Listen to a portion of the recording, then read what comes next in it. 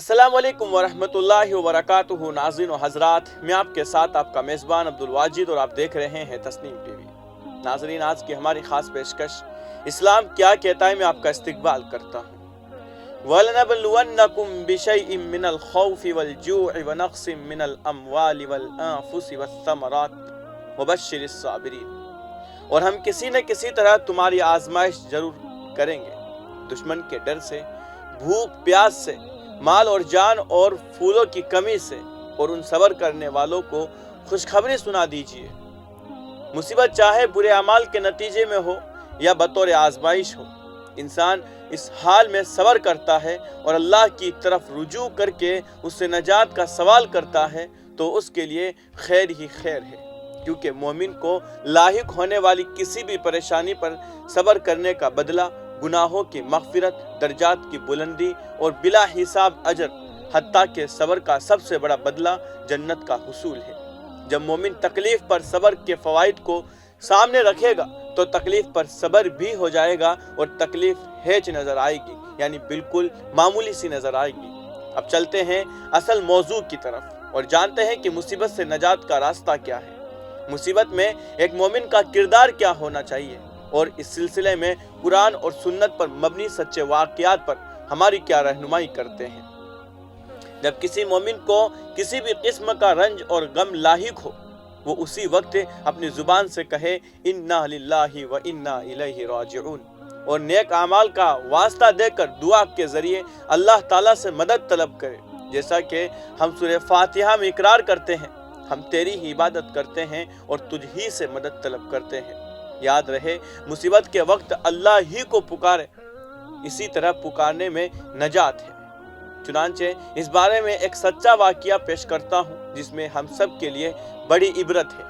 عبداللہ بن عمر رضی اللہ تعالیٰ عنہ بیان کرتے ہیں کہ نبی پاک صلی اللہ علیہ وسلم نے فرمایا کہ پچھلی امت کے 3 آدمی کہیں سفر پر تھے، رات کے وقت پناہ لینے کے لیے ایک غار میں داخل ہو گئے۔ صحیح مسلم کی حدیث ہے۔ اچانک ایک چٹان لڑک کر غار کا منہ بند کر دیتی ہے اور سب پریشانی میں مبتلا ہو جاتے ہیں۔ وہ سب بیک وقت ایک زبان سے کہتے ہیں کہ اب اس غار سے تمہیں کوئی چیز نکالنے والی نہیں ہے سوائے اس کے کہ تم سب اپنے سب سے زیادہ اچھے عمل کو یاد کر کے اللہ تعالیٰ سے دعا کرو۔ چنانچہ ان میں سے پہلے نے دعا کی کہ اللہ، میرے ماں باپ بوڑھے تھے، سب سے پہلے ان کو دودھ پلاتا، پھر گھر والوں کو اور خادم کو پلاتا۔ ایک دن لوٹنے میں تاخیر ہو گئی اور دودھ دھو کر آیا تو والدین سو چکے تھے۔ میں پیالہ لے کر رات بھر ان کے سرہانے کھڑا رہا۔ جب صبح وہ بیدار ہوتے ہیں تو پہلے ان کو پلایا، پھر سب کو پلایا۔ اگر یہ کام تیری رضا کے لیے کیا تو چٹان کی مصیبت سے ہمیں نجات دے دے۔ چنانچہ چٹان کچھ کھسک گئی مگر وہ سب نہیں نکل سکتے تھے۔ پھر دوسرے نے دعا کی، یا اللہ، میرے چچا کی ایک لڑکی تھی جو مجھے محبوب تھی، میں نے بہت کوشش کیا مگر اس نے برائی نہیں کی۔ اسی زمانے میں قحط سالی ہوتی ہے تو وہ میرے پاس قرض لینے آتی ہے، میں اس شرط پر 120 دینار قرض دیتا ہوں کہ وہ میرے ساتھ برا کام کرے۔ 1 دینار کا وزن 4.25 گرام ہوتا ہے اور 120 دینار کا وزن 510 گرام ہوتا ہے، جس کی موجودہ قیمت ہندوستانی روپے میں 25 لاکھ سے زائد ہے۔ برائی کے وقت لڑکی اللہ کا خوف دلاتی ہے تو میں اس عمل پر سے رک جاتا ہوں۔ اگر میں نے یہ عمل تیری رضا کے لیے کیا ہے تو چٹان کی مصیبت سے ہمیں نجات دے دے۔ چنانچہ اللہ تعالیٰ چٹان کھسکا دیتے ہیں مگر ابھی بھی وہ سب نہیں نکل سکتے تھے۔ اب تیسرے نے دعا کی، یا اللہ، میں نے مزدوری پر کچھ لوگوں کو رکھا، سب اپنی مزدوری لے کر چلے گئے، ایک بغیر مزدوری لیے چلا گیا، اس کا پیسہ کاروبار میں لگا دیا، پھر کچھ دنوں بعد مزدوری لینے واپس آیا تو میں نے اس سے کہا کہ یہ جو اونٹ، گائے، بکری اور غلام دیکھتے ہو سب تیرے ہیں، اور وہ سارا مال لے کر چلا گیا۔ چنانچہ اللہ تعالیٰ نے چٹان مکمل کھسکا دی اور وہ سب مصیبت سے نکل گئے۔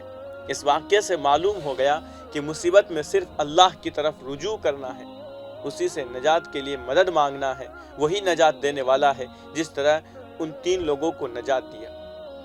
اللہ تعالیٰ ہمارا حامی و ناصر ہو۔ تو آج کے اس رپورٹ میں بس اتنا ہی، مجھے دیجیے اجازت اور آپ دیکھتے رہیے تسنیم ٹی وی، آپ کے میزبان عبدالواجد کے ساتھ۔ اللہ حافظ۔